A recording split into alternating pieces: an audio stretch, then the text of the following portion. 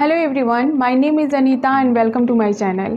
तो आज मैं लेके आई हूँ कुछ कंजंक्शन पे बेस्ड मैंने पहले भी वीडियो अपलोड किया हुआ है। आप प्लेलिस्ट में जाके उस वीडियो को वॉच कर सकते हैं। उस वीडियो में मैंने कंजंक्शन के बारे में पूरे डिटेल में समझाया है, लेकिन इस वीडियो में हम कुछ कंजंक्शन सीखेंगे। तो चलिए देखते हैं सारे कंजंक्शंस कौन कौन से हैं। सबसे पहले हम इसके डेफिनेशन को देखते हैं। A conjunction is a word that joins two or more words, phrases, clauses और sentences। Conjunction वह शब्द है जो ज्वाइन करता है two और more words, दो या फिर दो से ज़्यादा शब्दों को, phrases को, clauses को और sentences को। For example, अगर मैं कहती हूँ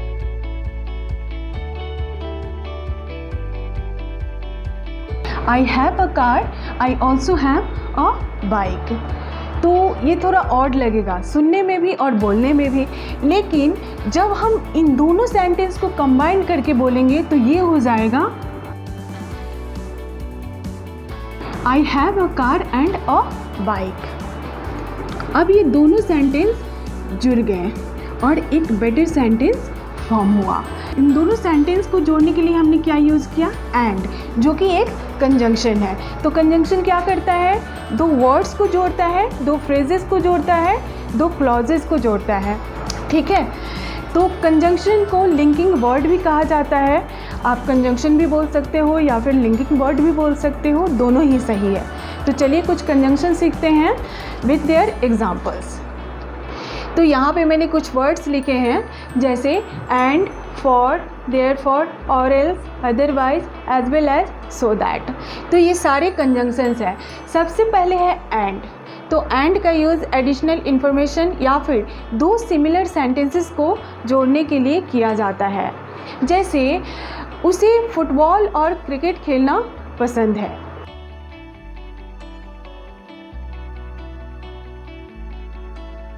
He loves to play football and cricket। उसे गाना गाना और गिटार बजाना पसंद है।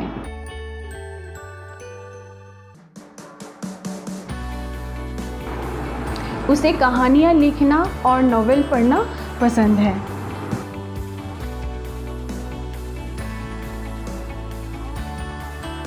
एक और एग्जाम्पल लेते हैं दो सिमिलर सेंटेंस का।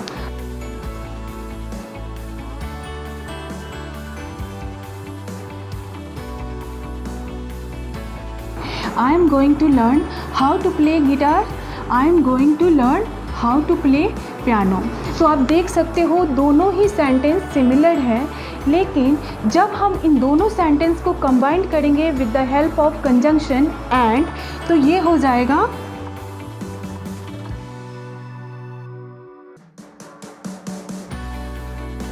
I am going to learn how to play guitar and piano।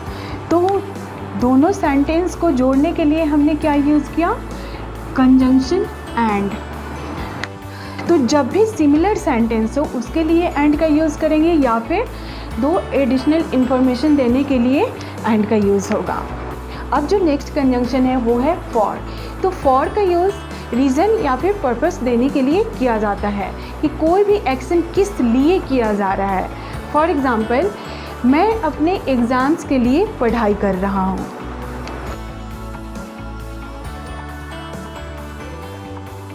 I am studying for my exams. मैं आपके लिए एक कप चाय लाई हूँ।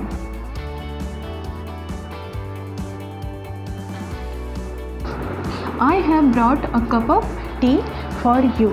तो रीज़न या फिर पर्पस देने के लिए हम फॉर का यूज़ करेंगे। अब जो हमारा कंजंक्शन है वो है देयरफॉर। देयरफॉर यानी कि इसलिए।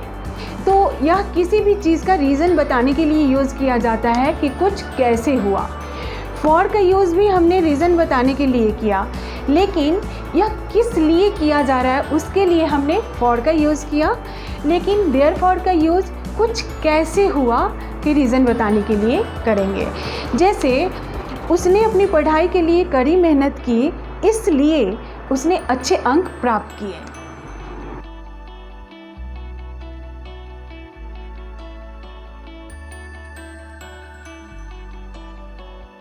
वह बहुत ही दृढ़ व्यक्ति है, इसलिए वह अपने लाइफ में सक्सेसफुल है।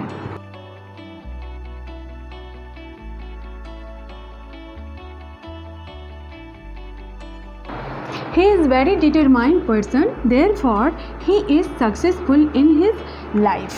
अब जो नेक्स्ट कंजंक्शन है वो है और एल्स यानी कि नहीं तो इसका यूज किसी भी चीज़ के लिए वार्निंग देने के लिए यूज़ किया जाता है। फॉर एग्ज़ाम्पल, अपने पढ़ाई पे ध्यान दो, नहीं तो तुम अच्छे अंक प्राप्त नहीं करोगे।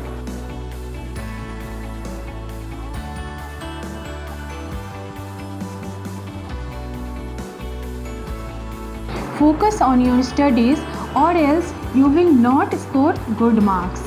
जल्दी करो, नहीं तो हमारी ट्रेन छूट जाएगी। Hurry up.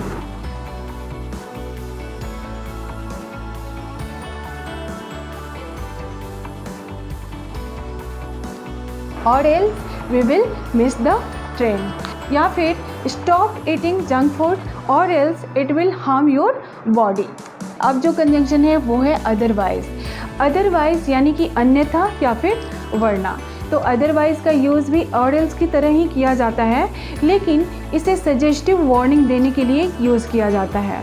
For example, rose exercise करो, नहीं तो तुम्हें हेल्थ प्रॉब्लम्स हो सकता है।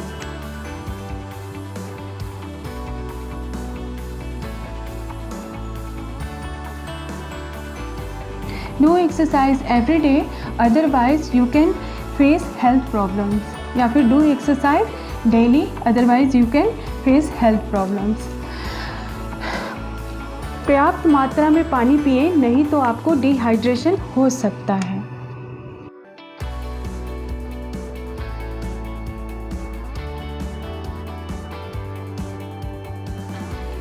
Drink enough water, otherwise you can have dehydration.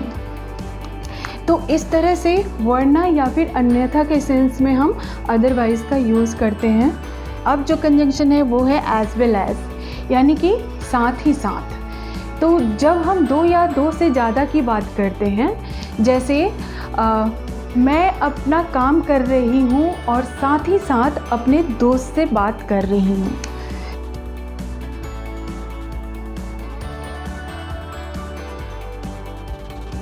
I am doing my work as well as talking to my friend. मैं उसे जानती हूँ, साथ ही साथ उसके फैमिली को भी जानती हूँ। Family. I know her as well as her family. जब हम दो या दो से ज़्यादा चीज़ों की बातें करते हैं तो उसके लिए एज वेल एज का यूज़ किया जाता है। अब जो लास्ट कंजंक्शन है वो है सो दैट, यानी कि ताकि। तो सो दैट का यूज़ पर्पस शो करने के लिए यूज़ किया जाता है। जैसे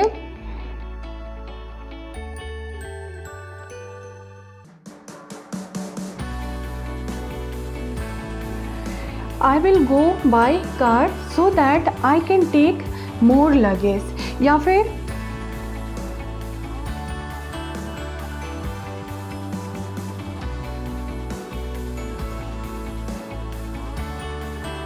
get up early in the morning so that you can finish all your work on time. जल्दी जगो ताकि अपने काम को समय पे कर सको। तो ये थे कुछ कंजंक्शंस। आई होप आप सबको ये सारे कंजंक्शंस अच्छे से समझ में आएंगे।